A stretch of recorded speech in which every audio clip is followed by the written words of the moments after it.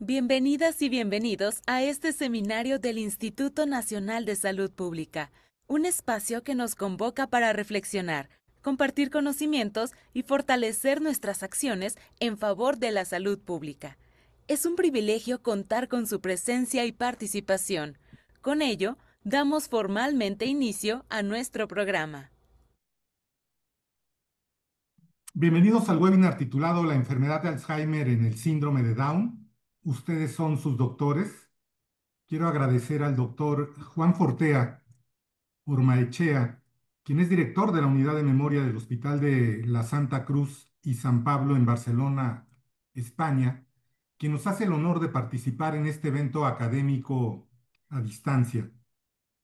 A este respecto, quiero referir que las personas con síndrome de Down tienen una alta predisposición genética a desarrollar la enfermedad de Alzheimer.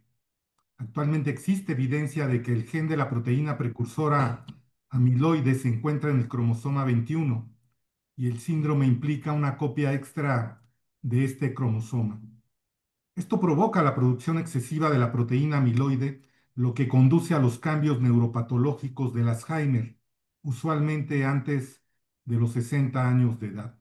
Si bien las lesiones cerebrales están presentes en una elevada frecuencia de los adultos con síndrome de Down a partir de los 40 años, no todos desarrollan demencia clínica y el proceso puede diferir en su manifestación de los síntomas, que a menudo incluye cambios conductuales, además de los de memoria.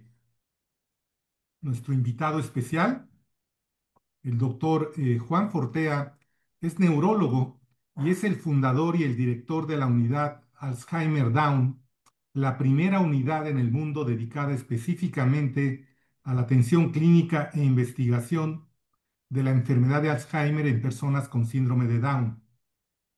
Su trayectoria de investigación se centra en la fisiopatología y detección precoz del Alzheimer, con especial énfasis en el desarrollo de biomarcadores, en el desarrollo también de grandes cortes longitudinales internacionales y en la implementación de ensayos clínicos de terapias modificadoras de la enfermedad. El doctor Fortea es investigador principal de un estudio Down Alzheimer en Barcelona, que constituye la mayor cohorte prospectiva de personas con síndrome de Down y participa activamente en redes de colaboración en Europa, Estados Unidos y Latinoamérica. A pesar de que es muy joven, ha publicado más de 300 artículos científicos en revistas de alto impacto, incluyendo algunas como The Lancet, Nature Medicine y Nature Genetics, y es conferencista invitado habitual en foros internacionales como la Alzheimer's Association International Conference. Asimismo, forma parte de comités asesores y científicos de iniciativas globales centradas en la prevención y el tratamiento de la enfermedad de Alzheimer. Doctor Fortea, ojalá un día puedas estar de manera presencial en México, aquí en el Instituto Nacional de Salud Pública. Dejo la coordinación de este seminario a la doctora Vanessa de la Cruz. Muchas gracias a todos y disfruten de este evento. Gracias, doctor. Doctor Ortega, sin más preámbulo, adelante. Bueno, muchísimas gracias en primer lugar, doctor Lazcano, doctora de la Cruz. Es realmente un placer dar este seminario. Tengo que decir que de aquí a 10 días sí que estaré en México, en la Sociedad Mexicana de Neurología.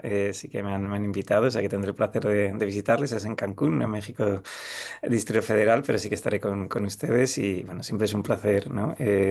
Conocer bueno, a colegas, compañeros y sobre todo pues compartirles, ¿no? La experiencia que tenemos sobre una cosa que realmente pues a nosotros pues nos apasiona, ¿no? Como es, ¿no? Ayudar a las personas con síndrome de Down, ¿no? Bueno, comentando un poquito con la doctora de la Cruz, pues un poco la importancia que tiene en sí mismo para ayudar a las personas con síndrome de Down y también la oportunidad y las muchas enseñanzas que podemos tener pues al estudiar esta población para aprender sobre la enfermedad de Alzheimer también en la población general, ¿no? Y enfatizaré también un poquito el subtítulo que le hemos puesto, ustedes son sus doctores, porque creo que también es extraordinariamente relevante, ¿no? Eh, Vale, estos son mis disclosures, mis conflictos de interés. Sí que es verdad que consulto para la mayor parte de las compañías que están desarrollando fármacos en contra de la enfermedad de Alzheimer, en el síndrome de Down y también en otras formas de la población. Les decía, ¿no? Que las personas con síndrome de Down, pues realmente pues son personas que en cuanto trabajas con ellas son personas con las que se les coge un cariño de forma casi inmediata, ¿no? Y aquí pues a veces entramos en la presentación pues presentando a una persona, ¿no? Como puede ser Sofía, que es ¿no? Pues una mujer activa con una discapacidad intelectual leve, que tiene una vida muy activa, pueden tener la discapacidad intelectual, fluctúa mucho las personas con síndrome de Down, pero pueden tener vidas tremendamente activas, incluso trabajar de forma independiente, vivir de forma digamos, con mínima supervisión y tener vidas muy completas si les damos la oportunidad de desarrollarse hasta el máximo de su potencial, ¿no? Y el otro elemento fundamental, y más dando una charla en un instituto de salud pública, es que hay muchas Sofías, hay muchas personas con síndrome de Down. Es con diferencia la forma de origen genético, de discapacidad intelectual de origen genético más frecuente, y se estima que haya más de 6 millones de personas con síndrome de Down en el mundo. Es decir, que estamos hablando de números que ya en sí mismos pues son muy importantes, ¿no? Y les decía que para mí era importante este subtítulo que le habíamos dado, ustedes son sus doctores, porque, y si me van a permitir citarles, ¿no? A un escritor mexicano, ¿no? Que me gusta mucho, Octavio Paz, y sin ánimo de echar la bronca a nadie, ¿no? Que decía pues frases como que la indiferencia es otra forma de complejidad o que el mal no es solo lo que se hace, sino también en lo que se deja de hacer. Y con esto, de verdad que no vengo aquí a echar la bronca a nadie, sino simplemente que muchas veces no reflexionamos lo suficiente. Y yo la reflexión que hago es a cualquiera de ustedes que me esté oyendo, que pueda ser el médico de referencia para las personas que tienen demencia o enfermedad de Alzheimer. Y la reflexión que le hago es, piensen ustedes en qué área de influencia cubren. Son 300.000, 500.000 habitantes, depende de las áreas básicas de salud que tengan. Piensen en cuántas personas con síndrome de Down pueda vivir, puedan vivir allí por la epidemiología del síndrome, y piensen cuántas han visto. Y luego piensen que si no las están viendo ustedes, probablemente no las esté viendo nadie. Es decir, que ustedes son sus doctores. Si ustedes no visitan a las personas con síndrome de Down, lo que tienen que tener claro es que no va a haber nadie que los pueda visitar. Y en lo que les voy a dar yo la charla es intentar convencerles de que la enfermedad de Alzheimer, el síndrome de Down, tiene una penetrancia altísima. Es una forma genéticamente de enfermedad de Alzheimer, con lo cual, de verdad que esto básicamente es la diapositiva más importante, es concienciarles de que tienen que ser sus doctores.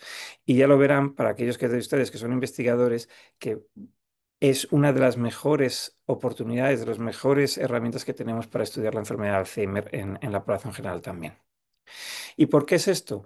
Pues como saben, el síndrome de Down es una trisomía. Se produce porque hay un cromosoma 21 extra y ahí saben que se codifican muchos genes, en torno a 400, y uno de ellos es el gen de la proteína precursora de amiloide. Si cualquiera de ustedes tuviera 3 copias de este gen, desarrollarían de forma inequívoca, ineludible, una enfermedad de Alzheimer de origen presenil. Y todas las personas con síndrome de Down, o la inmensa mayoría, tienen 3 copias. También existen muy raros casos de personas con síndrome de Down que tienen una copia extra del cromosoma 21, pero que tienen una delección, microdelección, que involucra el gen de la proteína precursora de amiloide. Y estas personas, hay 2 casos descritos en la literatura, no solo no desarrollan demencia, sino que tampoco desarrollan amiloidosis. Por eso decimos que la triplicación, la dosis génica de la APP, de la proteína precursora de amiloide, por sus siglas en inglés, es una causa suficiente, lo desarrollarían ustedes, aunque no tuvieran síndrome de Down, y necesaria, porque el síndrome de Down necesita esta triplicación para desarrollarlo. Lo ha comentado el doctor Lezcano, existe todavía cierta controversia en la literatura, pero ahora sí que tenemos estudios que han seguido a las personas con síndrome de Down muchos años. Este estudio, por ejemplo, de Irlanda, lo siguió durante más de 17 años.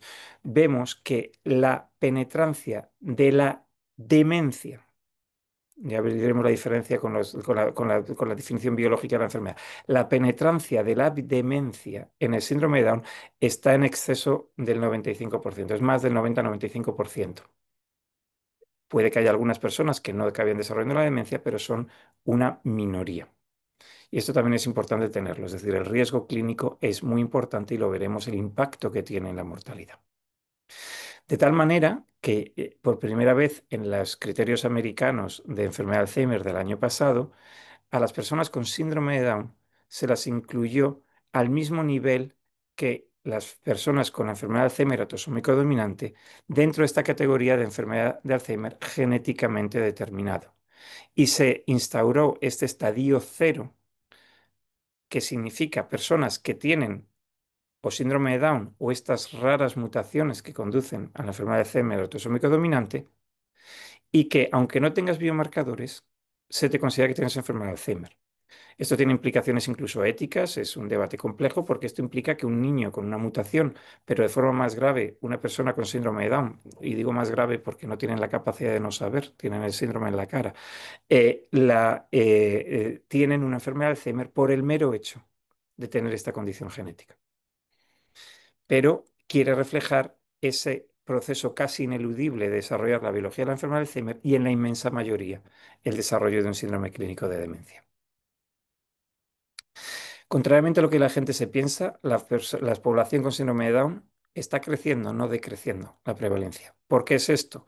Pues en primer lugar porque la esperanza de vida ha aumentado muy notablemente. Estos son datos australianos y lo que pueden ver es a lo largo del siglo XX cómo en las líneas de puntos de aquí de arriba está el aumento de la esperanza de vida en la población general y aquí pueden ver el incremento importantísimo de la esperanza de vida en las personas con síndrome de Down, sobre todo a partir de los años 60 con la llegada de la cirugía cardíaca.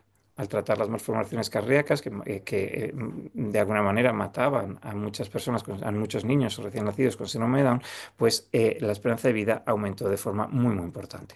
Veremos que esta curva tan pronunciadamente hacia arriba es un espejismo y que si no tratamos la enfermedad de Alzheimer no podremos cerrar este gap de 20 años, pero me estoy adelantando.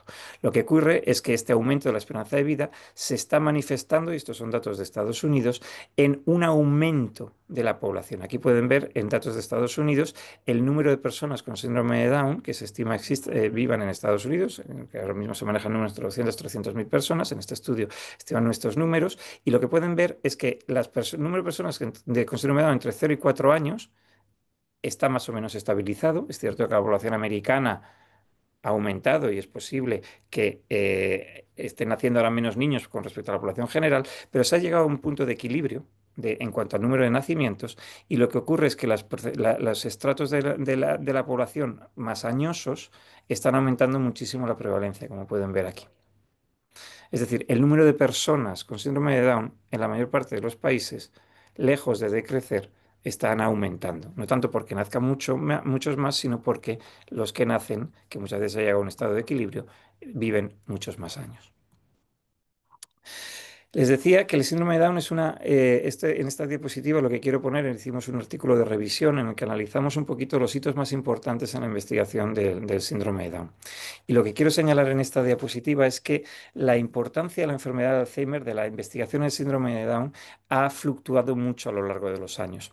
Se descubrió desde los años 1929, 20 años después de la descripción de la enfermedad de Alzheimer, que las personas con síndrome de Down desarrollaban una anatomía patológica, unas placas seniles muy similares a a los que había descrito Alois Alzheimer a principios de siglo. Y hubo varios autores que durante mucho tiempo, viendo las similitudes clínicas y las similitudes en la anatomía patológica, que postularon que el síndrome de Down realmente era un modelo fantástico para la enfermedad de Alzheimer. En 1984, aquí el doctor Glenner describió que la bioquímica de la proteína de amiloide, cuando se descubrió que las placas estaban compuestas de proteína amiloide, era igual en el síndrome de Down que la población general. Y dijo, si la causa del Alzheimer ha de ser genético, debería estar en el cromosoma 21. Y eso ayudó a descubrir la proteína precursora de amiloide. Y hay algunos hallazgos que han sido muy importantes en la enfermedad de Alzheimer esporádica que se han descubierto en las personas con síndrome de Down. Sin embargo, en otros momentos de la historia, pues las personas con síndrome de Down, por la discapacidad intelectual que tienen asociada, se han visto muy relegadas en cuanto a la atención que han recibido. Es decir, que estamos hablando de una historia muy fluctuante. Pero ¿cómo es la enfermedad de Alzheimer en el síndrome de Down y qué podemos aprender de ella? Entonces, aquí lo primero que les digo, y es que ya les digo que a principios del siglo XX, cuando tenían las placas con plata y no sabían de qué estaban compuestas, ya se dieron cuenta que la morfología era muy similar. Cuando descubrimos qué proteínas eran las que estaban causando los diferentes depósitos y pudimos desarrollar anticuerpos y por tanto hacer inmunohistoquímica, como estas imágenes que les estoy mostrando aquí, y analizamos las placas en la fila superior, la angiopatía amiloide en la fila del medio o la patología tau, pueden ver que las diferentes formas genéticas, tanto la enfermedad de Alzheimer asociada al síndrome de Down, la columna de la izquierda, la autosómica dominante en la de medio o la esporádica, ven que tienen una anatomía patológica tremendamente similar. Además, reproducen aspectos que a veces no se enfatizan lo suficientes, como los fenómenos inflamatorios cerebrales y algunas anomalías de trafficking y de endosomas que están siendo, cada vez tienen más importancia, tanto en el Alzheimer esporádico como asociados al síndrome de Down, y en los que se ha habido mucha literatura y que muchos de los descubrimientos que se han ido haciendo en estas vías vienen de personas o de modelos de síndrome de Down. Pero les decía que la enfermedad de Alzheimer del síndrome de Down tiene muchas lecciones, mucho que enseñarnos. Y aquí me gustaría detenerme un momento porque probablemente pueda ser la única, repito, la única población en la que podamos estudiar la anatomía, la historia natural de la anatomía patológica en las personas sin síndrome de Down. Y me pregunto en esta vez, ¿por qué es esto? Pues esto se debe a que la población general, si una persona muere con 50, 60, 70 años, nosotros no podemos saber si esa persona fuera o no a desarrollar la enfermedad de Alzheimer y mucho menos cuánto de lejos o de cerca está el desarrollo de la demencia por enfermedad de Alzheimer. Sin embargo, en las formas genéticas de enfermedad de Alzheimer y por ejemplo, la enfermedad autosómica dominante sí que lo podemos predecir. La enfermedad es predecible. Si tú tienes una mutación de presenilina 1 en Jalisco, por ejemplo, tienen ahí ustedes en México una corte muy grande y la ha desarrollado a una determinada edad, tú si eres el hijo y tienes la mala suerte de haber heredado el gen, sabes que más o menos desarrollarás la demencia en esa enfermedad de Alzheimer. De tal manera que si te mueres 20 años antes, tú más o menos estás 20 años lejos de esa enfermedad. En el plano teórico, la autosómica dominante nos permitiría estudiar esto, pero lo que ocurre es que son enfermedades muy, muy raras y la gente con estas mutaciones no se suele morir hasta que no desarrolla una demencia completa. De tal manera que no podemos estudiar la historia natural. Sin embargo, en el síndrome de Down, como tienen también otras comorbilidades, hay veces que hay personas que se mueren a diferentes edades y eso nos ha permitido establecer, y aquí lo que pueden ver es en el eje X, la edad, nos ha permitido establecer una secuencia de cambios en la anatomía patológica que es tremendamente ilustrativa y nos permite ver cómo la enfermedad de Alzheimer en las personas que se me Down, pero también la autosómica dominante y muy probablemente también en la población general, es un proceso que dura, en el caso de síndrome de Down, prácticamente una vida. Ya en los niños podemos ver amiloide intraneuronal. Podemos ver placas difusas en adolescentes y en los primeros 20. Y para cuando tienen 40 años se considera que ya tienes toda la anatomía completa, anatomía patológica completa de enfermedad de Alzheimer. Eso no quiere decir que los síntomas clínicos de deterioro cognitivo y de demencia no ocurren hasta más tarde, como veremos, hasta la sexta década de la vida. Y lo que es muy importante es que, como también estamos haciendo muchos estudios de biomarcadores, nos damos cuenta que hay mucha anatomía patológica a la que estamos completamente ciegos. Se puede tener un PET de amiloide negativo y tener mucho amiloide en el cerebro, si no ha alcanzado la conformación la placa de tal manera que el trazador de amiloide se pueda unir bien. Estas placas difusas que se están acumulando en estos años, como pueden ver aquí, no son detectables con los PET de amiloide. Y estas son enseñanzas que estas formas genéticas nos pueden dar también para la población general. De forma muy importante, saben que ahora estamos desarrollando nuevas técnicas en las que podemos ya ver casi cómo las proteínas se doblan. Y esto en cuanto a la taupatía es muy importante, porque nos damos cuenta que las diferentes taupatías, una degeneración corticobasal, una PSP, un Alzheimer, una encefalopatía traumática, todas tienen tau, pero el tau es diferente entre las diferentes formas. Pues bien, lo que sabemos ahora, y este es un estudio reciente de 2024, como podemos ver, es que el tau que se acumula en el síndrome de Down es exactamente igual exactamente igual que el que se acumula en la población general. Y esto es, se hace con cryo IEM, microscopía electrónica.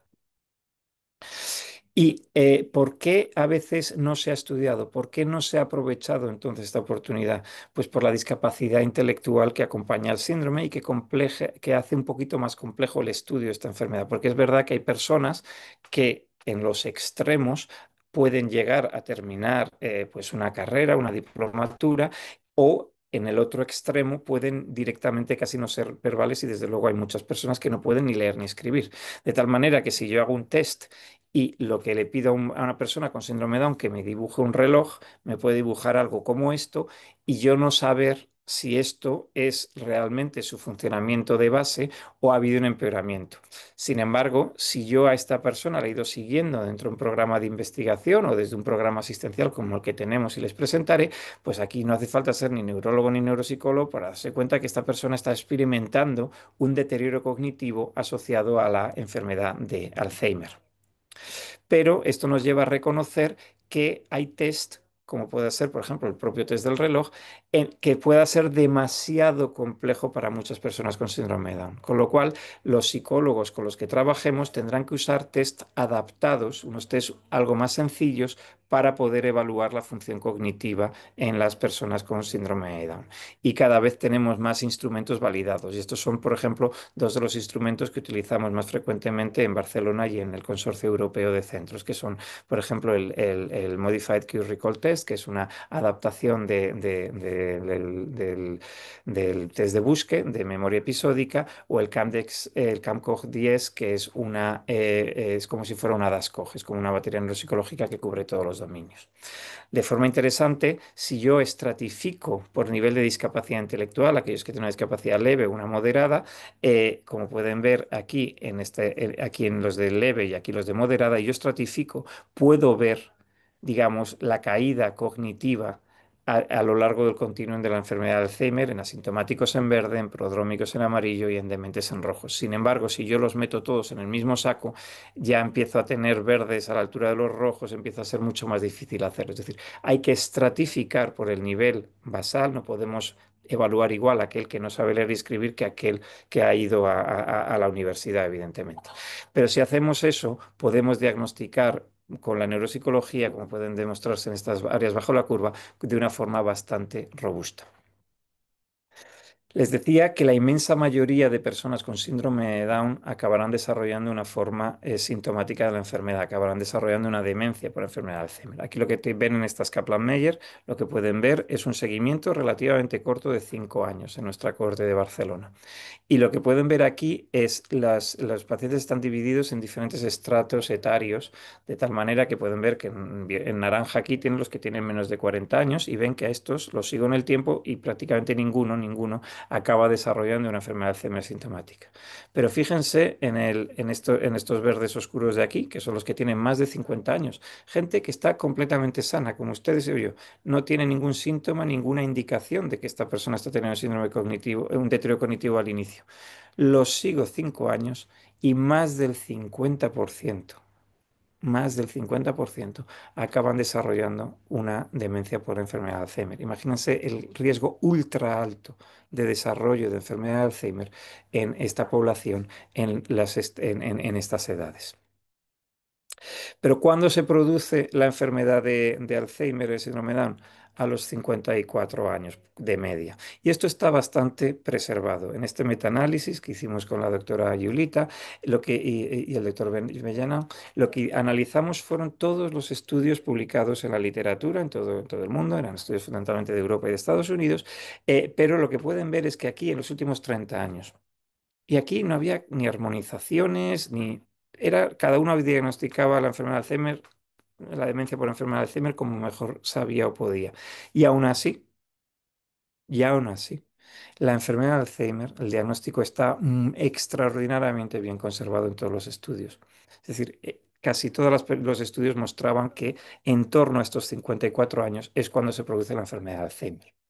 Y esto me llega a una de las, otro de las confusiones que existen mucho en la literatura, y es un sesgo que tenemos a veces los clínicos. Cualquiera que haya trabajado con personas con síndrome de Down se ha encontrado una persona con 57 años que no tenía ni síntomas de deterioro cognitivo y gente con 43 que había desarrollado una demencia. Y eso a todos nos daba esa sensación de que la enfermedad de Alzheimer era muy variable en cuanto a su origen en las personas con síndrome de Down.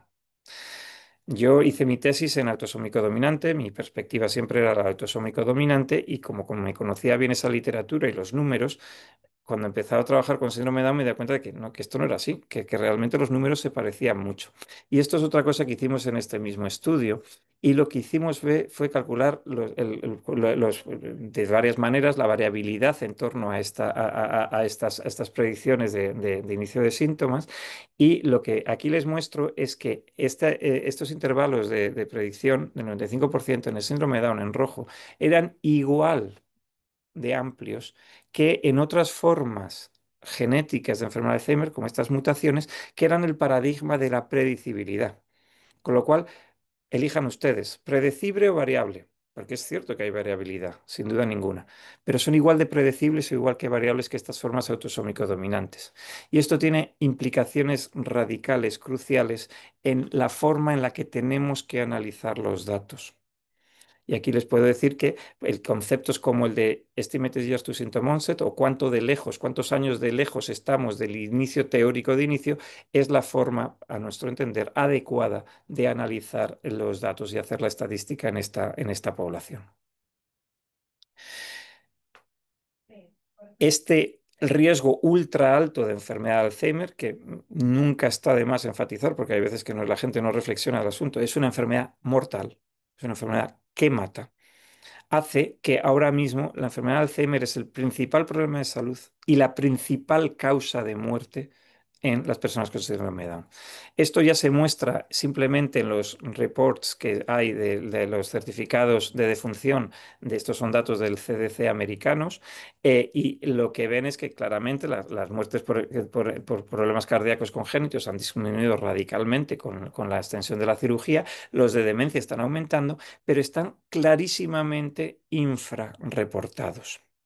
Si yo me voy a los certificados, estamos hablando de un 28-30%. Sin embargo, haciendo un poco de estadística un poquito más compleja, si quieres lo analizamos después, los datos, nosotros pensamos que en esta misma población, de esta misma base de datos, están mucho más cerca del 70%. Y eso coincide con los datos que tenemos, por ejemplo, en nuestra corte de Barcelona, en que más del 70% de las muertes son atribuibles a la enfermedad de Alzheimer. Y datos completamente congruentes con los datos, por ejemplo, que han publicado también nuestros colegas de Londres.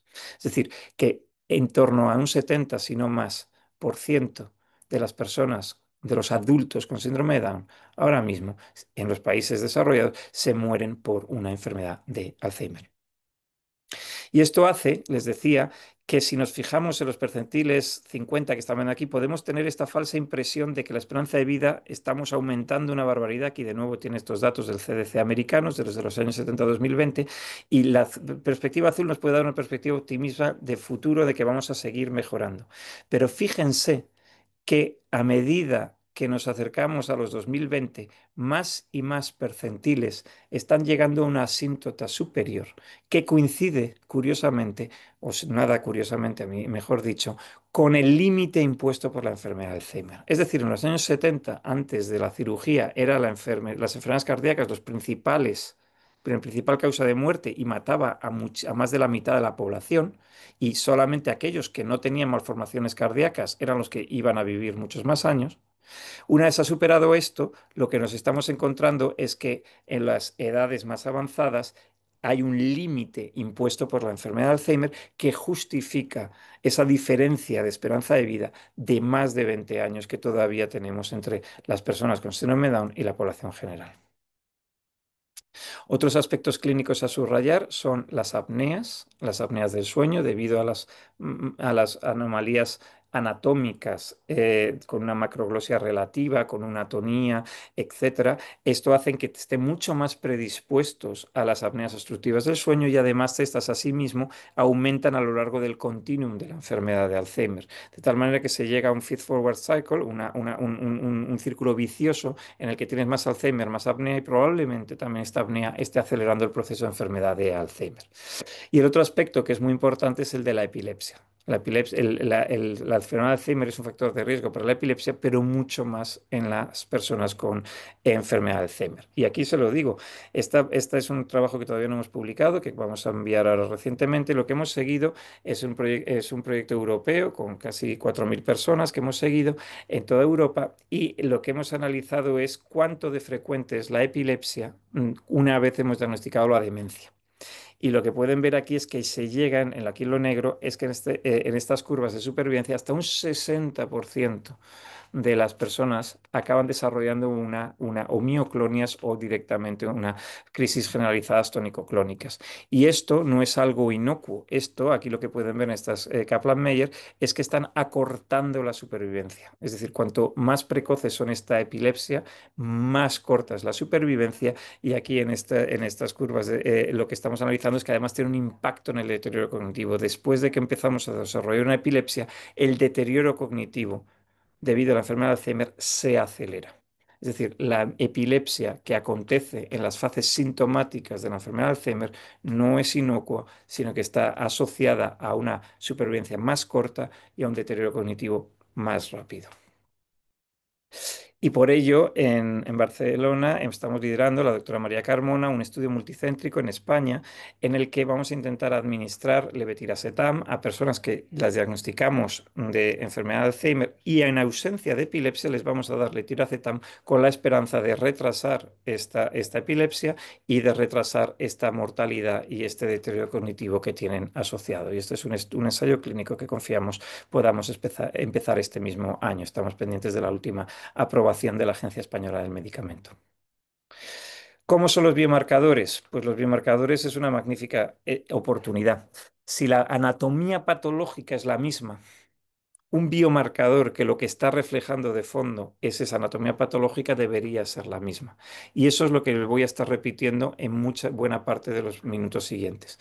Es decir, si yo analizo el líquido cefalorraquídeo, por ejemplo, y analizo los niveles de amiloide a la izquierda o de tau a la derecha, lo que me encuentro es esa reducción por atrapamiento del amiloide en las placas del 50% en líquido cefalorraquídeo y ese incremento de un 100% en los niveles de fosfotao en líquido cefalorraquídeo. Y esto me permite unas capacidades diagnósticas extraordinarias, como pueden ver en estas áreas bajo la curva. Con lo cual, en contexto de un diagnóstico clínico que a veces es difícil, al hacer una punción lumbar ya en sí mismo me permite diagnósticos mucho más importantes. Pero es que en este mismo estudio lo que pudimos hacer es ver que también el neurofilamento en plasma era extraordinariamente potente. Después de ese estudio que publicamos en 2018, en 2021 publicamos una confirmación. Aquí montamos un consorcio multicéntrico de Europa y de Estados Unidos en el que quisimos confirmar la capacidad diagnóstica del neurofilamento en plasma, pero también ver su capacidad pronóstica, que es lo que les voy a mostrar en esta diapositiva. Y esto es muy interesante porque lo que pueden ver es, de nuevo, estamos viendo unas curvas Kaplan-Meier de supervivencia, en lo que estamos viendo es cuál es la progresión de asintomáticos, es decir, de cognitivamente estables, gente que no tiene indicios de deterioro cognitivo, yo los sigo en el tiempo, lo que pasa es que los divido entre aquellos que tienen los niveles más altos de neurofilamentos en azul, los que tienen medio en verde o los que tienen en rojo.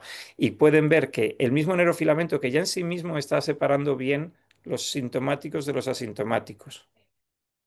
Pero cuando me fijaba ya solamente los asintomáticos, incluso en ellos, los que tenían niveles más altos tenían una progresión a fases sintomáticas muchísimo más rápida que los otros, con lo cual también demostró unas capacidades pronósticas muy claras.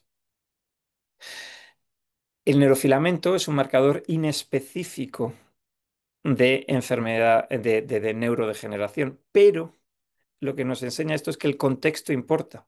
En el contexto de síndrome de Down y muy probablemente de enfermedad, bueno, también en el de autosómico dominante, es también específico. ¿Por qué es esto? Porque en las edades en que se manifiesta la enfermedad de Alzheimer, otras causas de neurodegeneración son muy raras. Y eso hace que prácticamente neurofilamento sea equivalente en el síndrome de Down a degeneración debida a enfermedad de Alzheimer. Y esto es lo que vimos en este otro estudio en el que analizamos un marcador en plasma de fosfotau y pudimos ver que las elevaciones de fosfotau y de neurofilamentos iban completamente en paralelo y mostraban áreas bajo la curva muy, muy similares.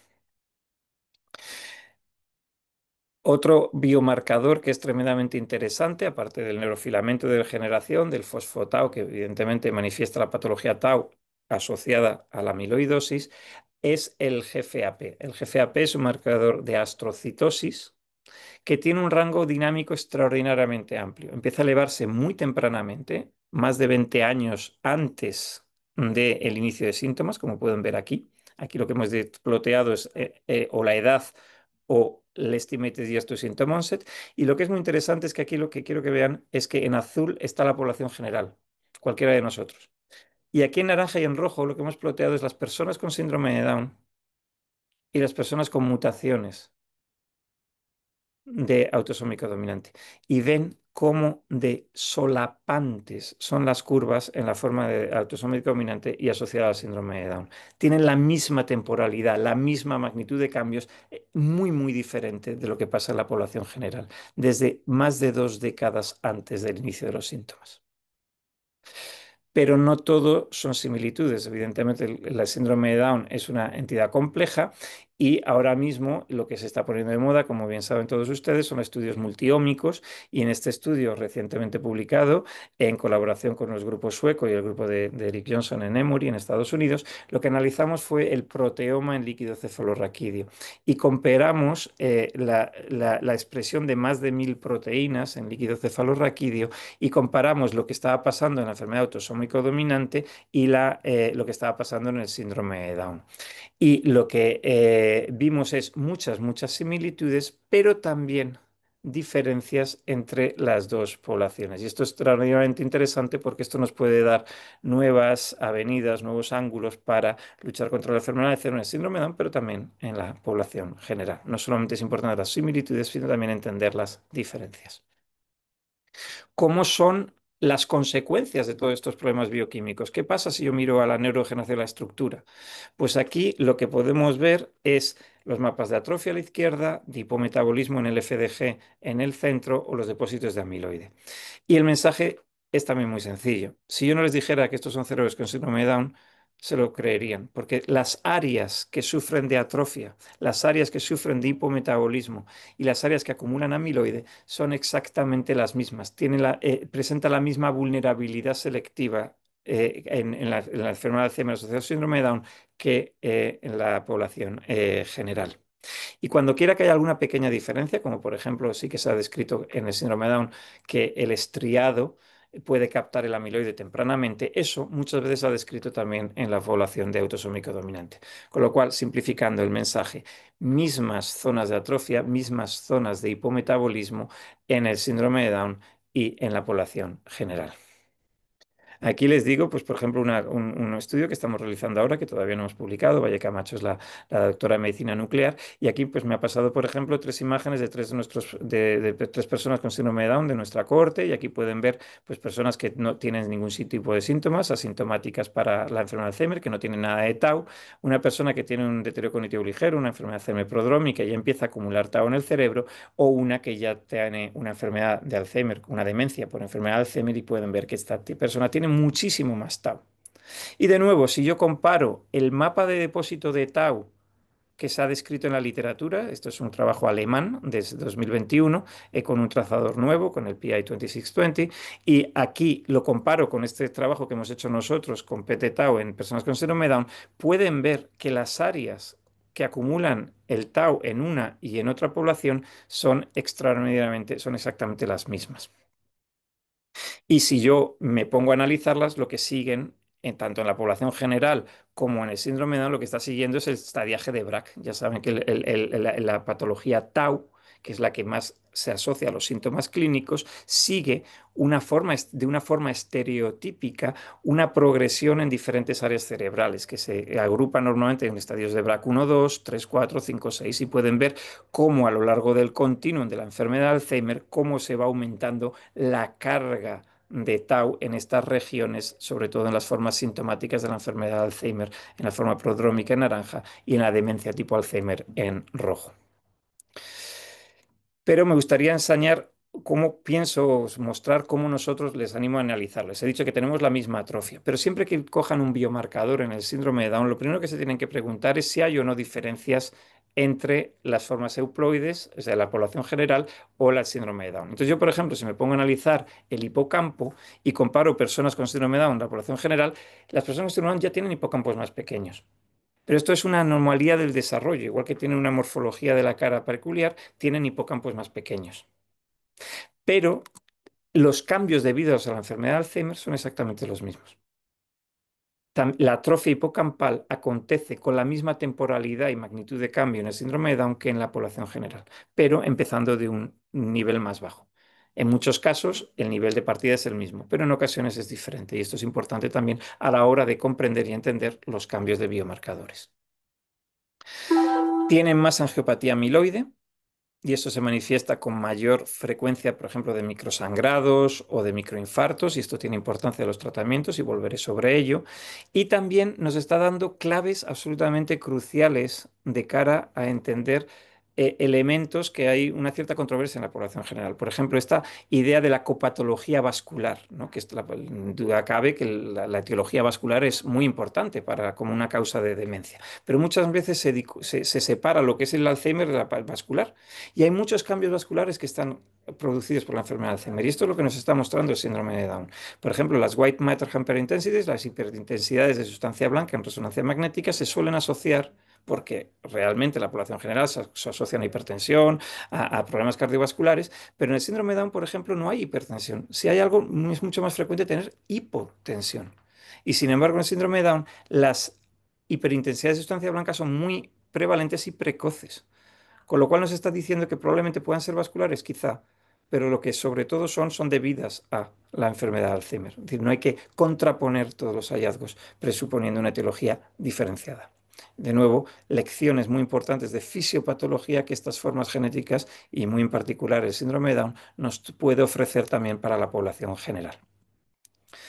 Ya les he hablado que tenemos los mismos mapas de hipometabolismo y de amiloide. También les he dicho que tenemos los mismos mapas de tau, pero también es verdad, y estos son datos del ABCDS Consortium, que es un estudio multicéntrico americano que ha hecho estudio longitudinal tanto de amiloide como de tau con otros trazadores diferentes a los que utilizamos nosotros aquí en Barcelona. Pero bueno, el mensaje es que probablemente el síndrome de Down sea la forma de enfermedad de Alzheimer que más rápido acumula amiloide y que más rápido acumula tau. Tiene mucho más tau, hasta el punto de que nosotros ahora en la validación de marcadores plasmáticos en fosfotau probablemente tengamos que ajustar al alza los puntos de corte del fosfatado 217 en plasma para diagnosticar la enfermedad de Alzheimer en el síndrome de Down que la población general. Es decir, tienen probablemente un tau, un proceso más comprimido y más acelerado. En este estudio, lo que hicimos en 2020 es por primera vez integrar, aquí ya teníamos acumulados datos de más de 10 años en Barcelona y con la Universidad de Cambridge, y lo que analizamos fue la historia natural de todos estos cambios de biomarcadores, integrándolo en un mismo trabajo.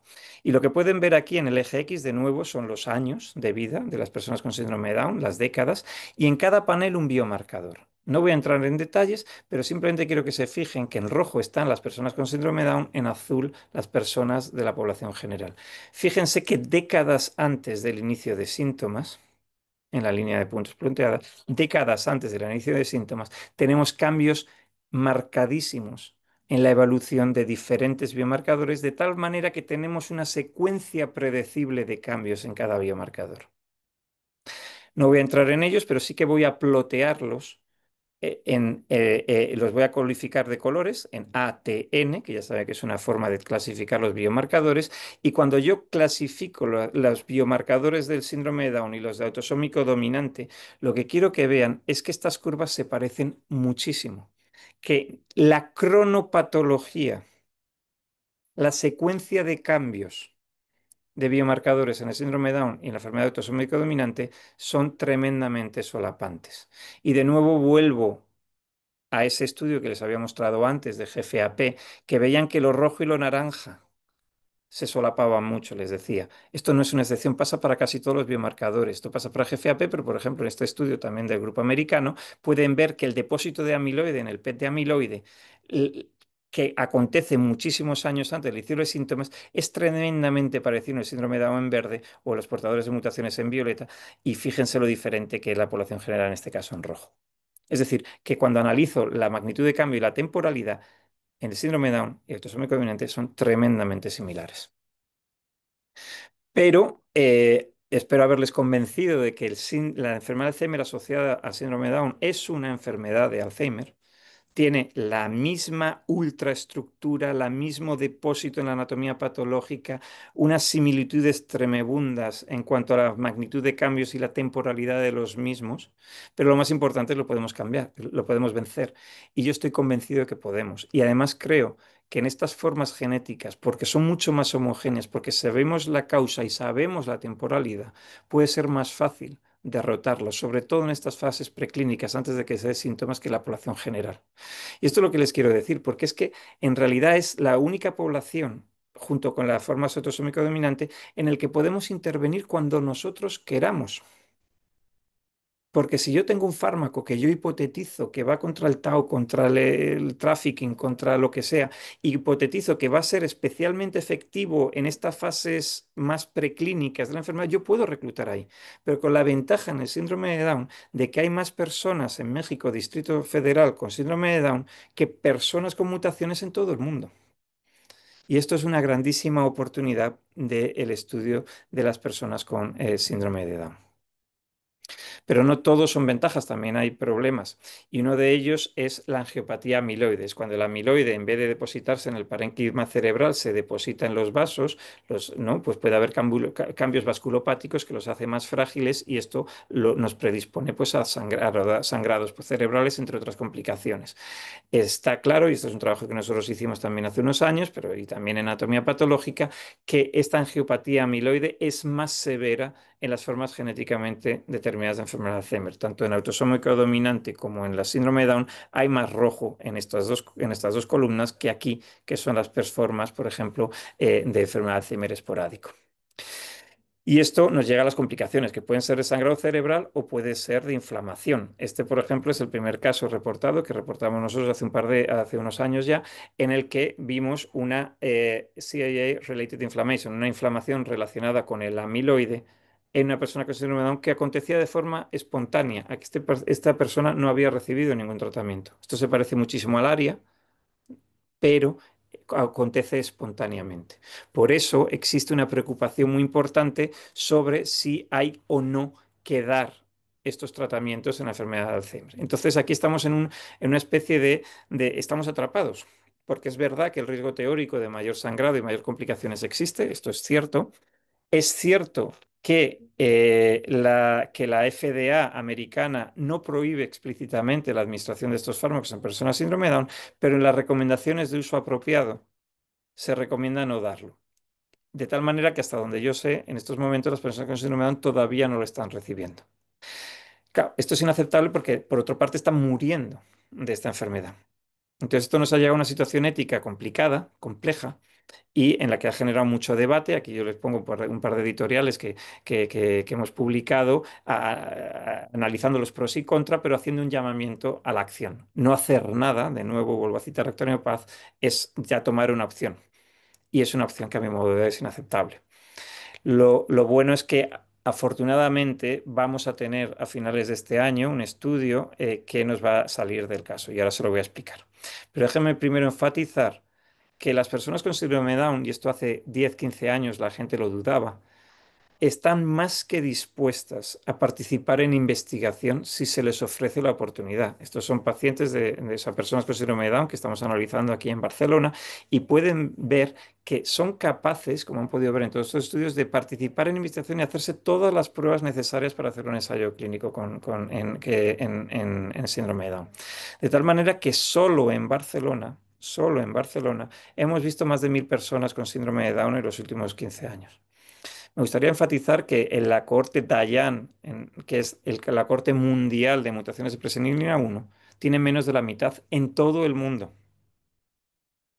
menos de la mitad en todo el mundo, que nosotros solo en Barcelona. Esto es para que vean que si ustedes se pusieran a hacer esto en México DF, que es mucho más grande que Barcelona, podrían tener muchísimas personas que nosotros y muchísimas órdenes de magnitud más que Dayan. De nuevo, esa oportunidad increíble también de investigación, aparte de ese imperativo moral que les decía antes de atenderlos. Esto nos ha dado muchísimas publicaciones. Esto es un resumen de las publicaciones más importantes. Si tiene interés, hemos publicado un resumen de los hallazgos que hemos ido publicando en los últimos 10-15 años en esta cohorte y lo hemos publicado. Pero esto lo presenté también en el AIC de este año en Toronto. Lo bueno no es que estemos trabajando juntos. Lo bueno, como dice este proverbio africano, ¿no? Si quieres ir rápido, vete solo. Si quieres ir lejos, vete acompañado, ¿no? Y afortunadamente ahora está habiendo muchísimas iniciativas multicéntricas para poder trabajar juntos. En primer lugar, me gustaría subrayar el papel de las organizaciones en favor de las personas con síndrome de Down, que son absolutamente esenciales para construir confianza, para el reclutamiento, para trabajar juntos. Y están haciendo un trabajo realmente impresionante. Por otro lado, la visión del NIH americano, que nos avergüenza a los europeos y a otras muchas fuentes de financiación, porque realmente han hecho una apuesta importantísima por cambiar la situación de la investigación del síndrome de Down en el mundo. No solamente el Instituto de National Institute of Aging, el NIA americano, sino también con esta iniciativa del INCLUDE, que es una iniciativa trans NIH que cubre no solamente el Alzheimer, sino otras comorbilidades asociadas al síndrome de Down, que está aumentando de forma radical, como pueden ver, la financiación para la investigación del síndrome de Down. Además, hasta ahora, ya veremos lo que ocurre en un futuro, esto estaba abierto a colaboraciones internacionales. Aquí les digo que nosotros hemos tenido la suerte de participar en varias R01s americanas para el estudio de diferentes aspectos, ¿no? Y aquí, por ejemplo, les muestro uno de los estudios, es esta R01 que estamos haciendo en colaboración con el equipo de NYU de Nueva York, y lo que pueden ver es que estamos estudiando, por ejemplo, las desregulaciones de la temperatura y cómo eso pueda o no estar relacionado con ese aumento de la patología Tau del que les estaba hablando. Es decir, que realmente estamos teniendo una investigación mucho más importante. Pero más crucial todavía es el desarrollo de consorcios, ¿no? Y entonces aquí, por ejemplo, les presento el Horizon 21. Este es el consorcio de centros europeos en el que de forma, digamos, regular, cada mes tenemos teleconferencias e intentamos vernos en persona 2 o 3 veces al año, coincidiendo con conferencias o haciendo meetings ad hoc en diferentes lugares de Europa. Y esto lo que nos ha hecho es, pues, por ejemplo, armonizar la forma en que evaluamos, desarrollar herramientas conjuntas, juntar cohortes en muchos casos. Muchos de los estudios han visto que a veces colaboramos con los suecos, a veces con los franceses, a veces con los alemanes y a veces todos juntos y desarrollamos y estamos trabajando juntos en Europa y es realmente un placer trabajar con ellos. Les he presentado algunos trabajos del ABCDS. El ABCDS es este consorcio multicéntrico de Estados Unidos que es al síndrome de Down lo que el DIAN, el Dominantly Inherited Alzheimer's Network, es al Alzheimer autosómico dominante, ¿no? Es este consorcio que tiene muchos centros de Estados Unidos y que está reclutando un número importante de personas y que tiene además un grupo de un liderazgo excepcional y está dando publicaciones fantásticas también en relación al síndrome de Down. Y si el ABCDS es Diane, el Track 10 es Diane TU, es digamos, la parte dedicada, volcada a ensayos clínicos. Esto es un consorcio liderado por Michael Raffi en San Diego y lo que está haciendo es intentar reclutar una cohorte para acelerar la llegada de ensayos clínicos. El ABATE es un ensayo con una de AC Immune, con una vacuna activa contra la amiloide. El GIROF desafortunadamente se ha frenado hace un año, hace un mes, y era un antisensor, un oligonucleótido antisentido para disminuir la expresión de APP. Y el Aladdin es el que les decía. El Aladdin es el que por primera vez va a testar en el contexto de un ensayo clínico el donanemab para prevenir la enfermedad de Alzheimer y evaluar la seguridad. Y podremos responder a esa pregunta, salir de esa encrucijada en la que nos encontrábamos, en el que por un lado se moría de enfermedad de Alzheimer, por otro lado teníamos más riesgo potencial teórico de efectos secundarios. Pues bien, esa respuesta la tendremos con el estudio Aladdin, y podremos responder a esta pregunta. También está habiendo un consorcio para intentar que estas personas que estamos evaluando en vida en estas diferentes iniciativas puedan llevar a ver un biobanco de cerebros para poder analizar después en el microscopio todos estos cambios que podemos estudiar en vida. Pero también déjenme que haga unas palabras, como les decía, muchos trabajos se han hecho en Estados Unidos o en Europa, y es evidente que la intersección de la discapacidad intelectual, de la pobreza y de la discriminación racial, esto es lo que es, ¿no? Se llama compounded inequality.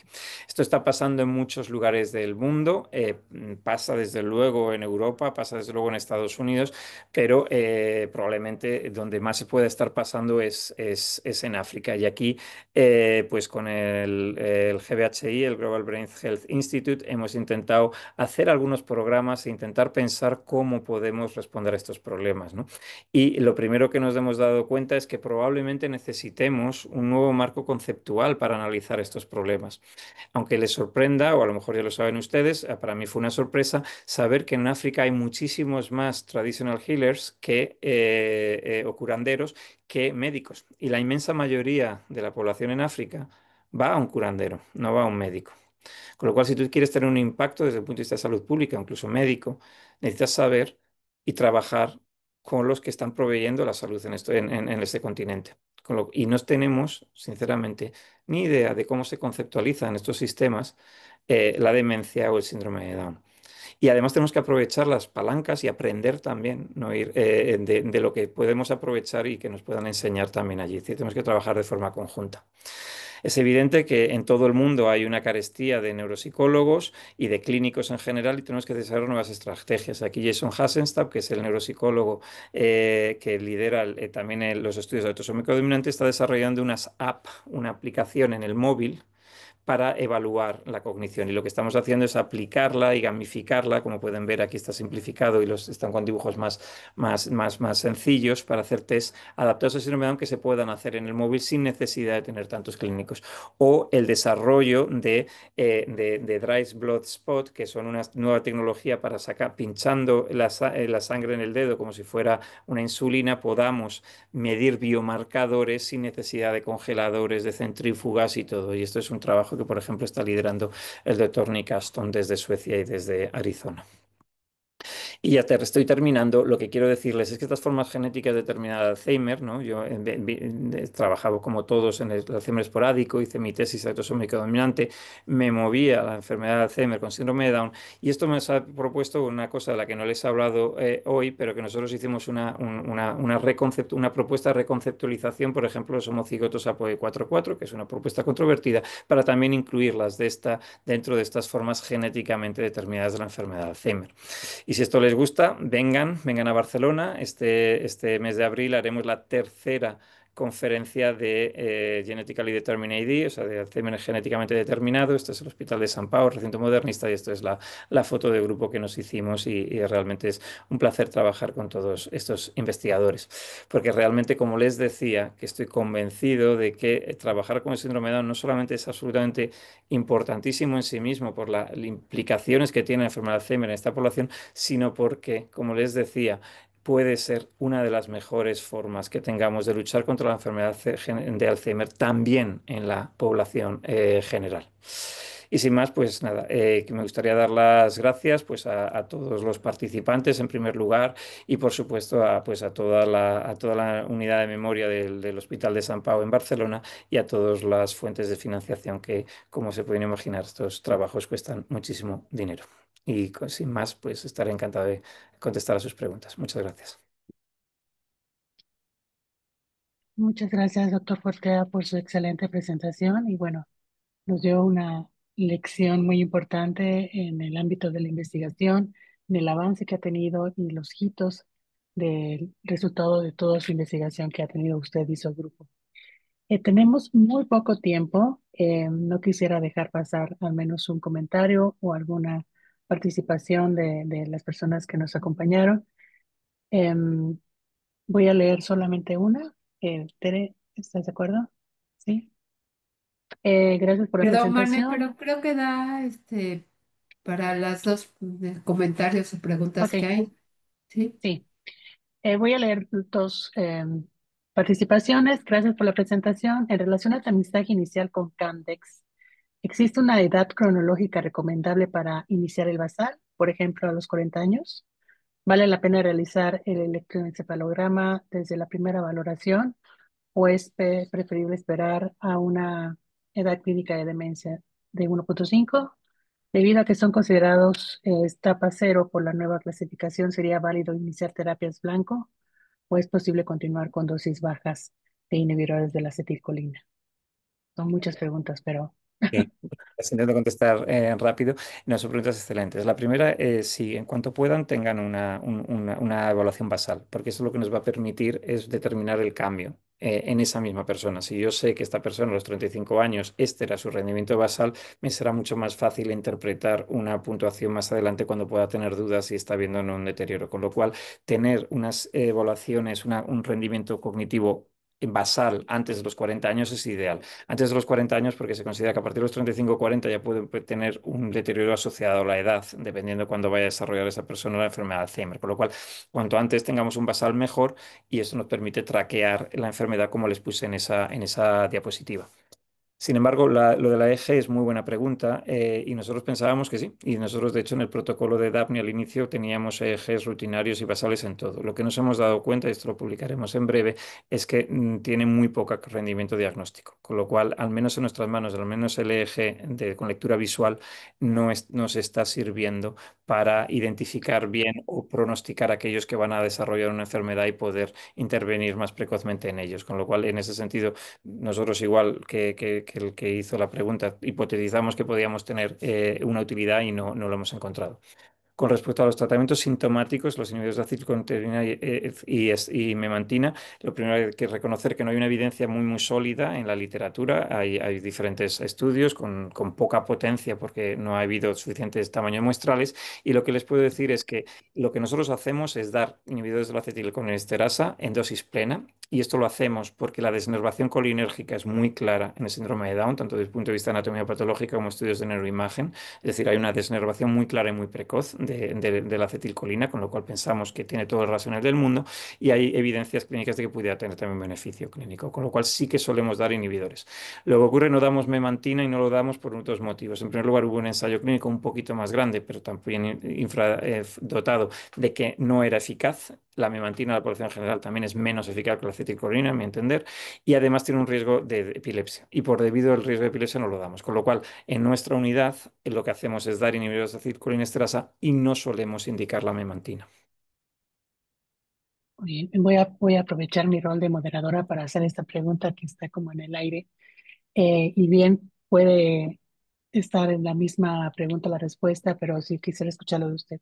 ¿Cuál es el factor de los factores, el rol de los factores de riesgo en estas trayectorias de la enfermedad de Alzheimer en las personas con síndrome de Down? Es una pregunta muy buena también. O sea, aquí lo que tenemos es que precisamente porque tenemos un inicio más o menos predecible, teóricamente podemos evaluar aquellos factores que protejan o aquellos protejos que retrasen la enfermedad de Alzheimer. Y esto, en el autosómico dominante, por ejemplo, las mutaciones de ApoE y la Christchurch, se ha encontrado que estaban siendo cruciales y pueden nos de herramientas de prevención. Con lo cual, sí, es una población también muy buena para intentar estudiar aquellos factores que o adelanten o retrasen el inicio de los síntomas, tanto si son genéticos como si puedan ser modificables. Hay que reconocer, no obstante, que es tan fuerte la causa genética que evidentemente incluso, por ejemplo, el ApoE4, que es un factor que adelanta mucho la enfermedad en la población general, en el síndrome de Down lo adelanta, pero lo adelanta 2 años. no la aumentan a 10 años. Es decir, que está, el factor está un poco atenuado porque probablemente la causa genética es tan fuerte en estas poblaciones vamos, que hay que tener en cuenta que sí son predecibles y podemos analizarlo muy bien, pero también tiene una causa tan fuerte que a veces digamos, ese motor puede con el factor protector o de riesgo. Y por último, se sabe que las personas con síndrome de Down pueden tener más propensión a la obesidad por inmovilidad, falta de estimulación de padres. ¿Tendría que ver alguno de los cambios anatómicos con la obesidad? Sí, muchas veces tiene muchísimo también, por ejemplo, más sedentarismo, tiene muchas, entonces esto realmente pues hay que trabajarlo. Yo he tenido algunos pacientes, no, personas con síndrome de Down, que los familiares tienen que trabajar mucho para a insistirlo, ¿no? Porque realmente si están más en forma y pues, pueden tener composiciones corporales mucho más saludables, pero es verdad que la obesidad es mucho más frecuente y prevalente en esta enfermedad. También es verdad que tiene más osteoporosis, es verdad que tiene un poco de sarcopenia, es decir, hay asociación, también existe un envejecimiento acelerado de sistemas más allá de la enfermedad de Alzheimer, es decir, hay elementos que complejizan un poquito la relación, pero creo que decir que desde un punto de vista de una charla de salud pública es clarísimo que los factores modificables y el sedentarismo es una causa fundamental de la obesidad, si bien, ya digo, existen otras cosas de osteoporosis, sarcopenia y otras cosas que también pueden estar contribuyendo. Y dos preguntas, me voy a permitir dos preguntas más por la relevancia. ¿Qué recomendaría una madre de una persona con síndrome de Down de 21 años para alentar el proceso o ralentizar, que quiero pensar que es el proceso del desarrollo de la enfermedad y si realmente es inevitable? Yo creo que ahora mismo a una madre de 21 años con un niño que entiendo con síndrome de Down todavía más pequeño o incluso a ese niño o sea, ese adulto joven con 21 años con síndrome de Down que tiene 30 años todavía por delante hasta que llega a esas edades de inicio, yo soy tremendamente optimista. Y lo digo de verdad, o sea, hace 10 años lo que tenía que dando estas charlas era tremendamente duro porque daba la mala noticia de que el riesgo era altísimo y mucha gente lo desconocía y realmente te encontrabas con reacciones que yo entiendo perfectamente muy negativas. Sin embargo, yo ahora lo que les decía que estoy convencido de que va a ser más fácil curarlo en estas poblaciones que la población general, lo estoy pensando. Piensen que la prevención secundaria con estas terapias antiamiloide se van a leer tan pronto como dentro de 2 años. Dentro de 2 años. Está por demostrar que vayan a funcionar. Pero existe evidencia circunstancial o no tan circunstancial, un Lancet Neurology de este año publicado, en el que el Dayan dieron antiamiloides durante bastantes años y se retrasaba el inicio de los síntomas en aquellos que lo habían llevado más tiempo. Es un Lancet Neurology. Esto es un estudio post-hoc, no quiero decir que está demostrado, pero que existen evidencias que sustentan esa racional que ya teníamos nosotros de pensar que cuanto antes demos estas terapias y en las formas tempranas podemos retrasarlo. Con lo cual yo le digo que estamos conociendo la biología muchísimo mejor, estamos tocando teclas, ya empezamos a tener tratamientos modificadores del efecto. Estos tratamientos es probable que funcionen mejor antes y estas terapias antiamiloides probablemente sean más eficaces en estas poblaciones en las que la causa central es el amiloide, como es el autosómico dominante del síndrome de Down. Con lo cual, sinceramente, yo soy muy optimista en el que los próximos años vayamos a conseguir avances muy significativos en la prevención de la enfermedad en esta población. Y ya por último es un comentario, no voy a leer todas las preguntas. Muchísimas felicidades, no solo por la conferencia, sino por el grupo que ha creado de investigación en un campo tan importante y al que poca gente dedica su vida. Una conferencia que da margen a volverse mucho más humanos en nuestra profesión. Usted lo es, además de un ejemplo de hacer ciencia de la máxima calidad. Felicidades, doctor Juan Fortea. Tere. Pues, doctor Juan Fortea, muchísimas gracias en nombre del doctor Lascano, en nombre propio. El doctor Lascano tuvo que salir, pero me pidió que por favor le agradezcamos y es un tema de salud pública, que para nosotros es muy importante, innovador. Y bueno, le agradecemos, esperamos contar con su presencia próximamente y a todas y todos los invitados del día de hoy, los participantes, les agradecemos y tendremos nuestro próximo seminario el próximo 28 de octubre. Muchísimas gracias y buenos días. Muchas Bueno, gracias. buenas Gracias a noches, todos. tardes. Ah, Hasta sí, luego. gracias.